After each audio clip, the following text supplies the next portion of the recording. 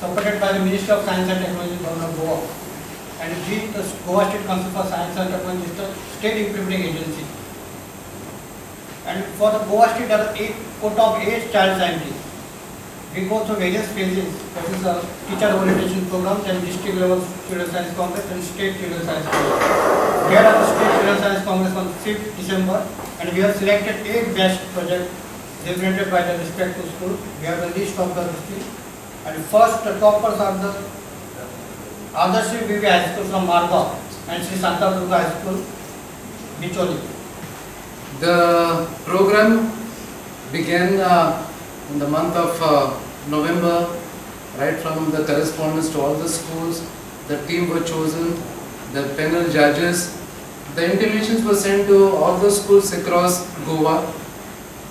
The competitions were held in 2 district levels, out of which we sorted out the best ones, and then at the state level the best 10 entries were chosen, 8 entries to represent at the Children's Science Congress in Kerala and 2 other at National Science Congress.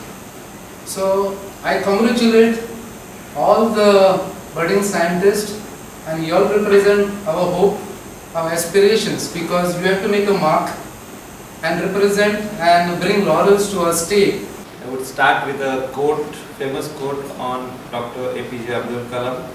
You have to dream before the dream comes true.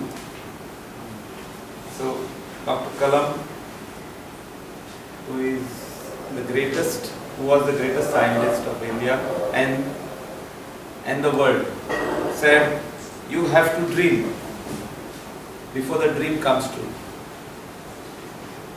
So I think the young budding scientists of Goa have already started dreaming, and one day your dreams will come true. I know that you are very young, but definitely if you want to be somebody in life,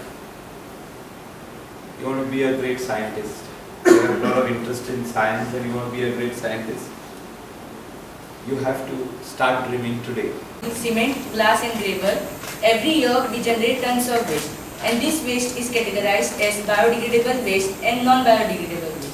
The biodegradable waste such as paper, food waste, etc. get decomposed in the soil, but the non-biodegradable waste such as plastic, metal and glass does not decompose in the soil. This creates a lot of pollution in the environment such as air pollution, soil pollution and etc.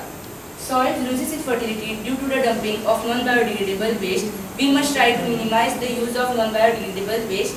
Our environment can be saved of the harmful effects of non-biodegradable waste.